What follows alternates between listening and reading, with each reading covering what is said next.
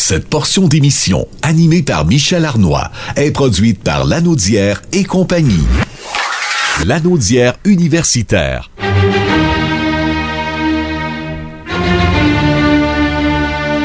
Est une présentation du Centre régional universitaire de Lanaudière.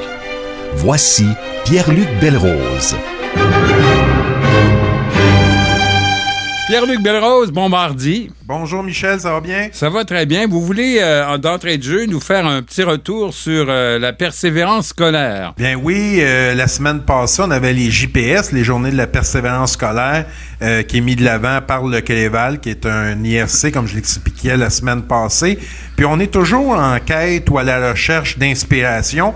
Eh bien, ça a bien tombé. La semaine dernière, on a parlé de Farah Alibé, qui travaille pour la NASA, qui a déjà étudié à l'Académie Antoine Manceau et qui a passé une partie de sa jeunesse du côté de Joliette.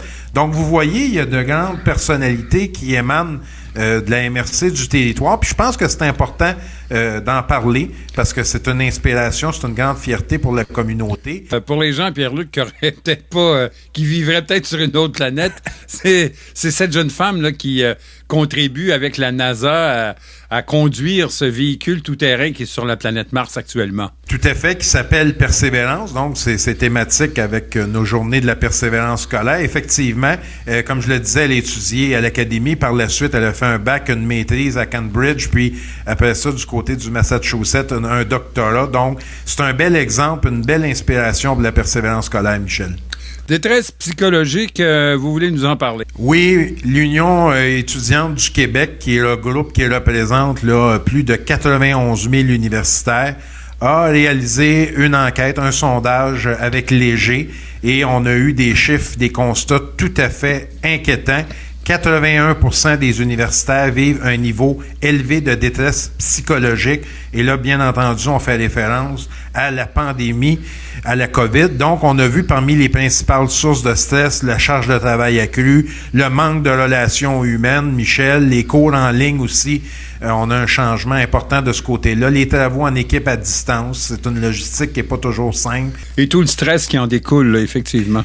Oui, l'environnement d'études à la maison. Donc, on a vu beaucoup de détresse, beaucoup de stress, et il y a un taux quand même assez alarmant de personnes qui disent même avoir tenté de s'enlever la vie là, au cours des derniers mois. Donc, c'est assez préoccupant et c'est pour ça que je voulais rappeler l'importance d'appeler ou de contacter des organismes, exemple 1-866-APPEL, si on est dans une situation de détresse. Et effectivement, et c'est important de le dire, des périodes comme nous le vivons actuellement, bien, ça amène beaucoup d'incertitudes. Par contre, ce qui est important de dire aussi, c'est qu'il va y avoir un changement de paradigme bien important avec cette situation-là qui va amener par la suite de nouvelles façons de faire. Et puis, je ne sais pas si vous avez vu l'article qui parle de l'Université Laval qui dit que l'enseignement hybride va être là pour rester. Et puis, on a vu des chiffres qui étaient assez éloquents avant la pandémie et présentement. Les cours en classe avant la pandémie, naturellement, on était à 84%. Peut-être donc, préciser, Pierre-Luc, ce qu'est l'enseignement hybride. Ben, l'enseignement hybride, ça peut être à distance, ça peut être une partie en classe. Donc, il y a aussi ce qu'on appelle les cours commodales, donc simultanément en classe et en ligne. Mais tout ça pour vous dire que la pandémie va véritablement changer les façons de faire des différentes universités et des établissements d'enseignement. Puis on l'a vu, là, c'est ce que je voulais vous dire au niveau des statistiques. Avant, on était 84% en classe. Maintenant, on est à 23%. Et au niveau des cours à distance hybride, là, je parle de l'Université Laval, avant, on était à 0% et maintenant, on est à 36%.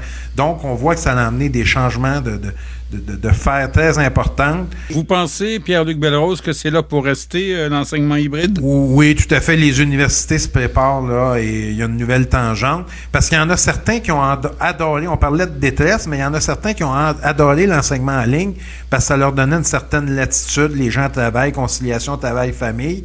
Puis il y en a d'autres aussi qui ont détesté parce qu'il y avait un manque de relations humaines.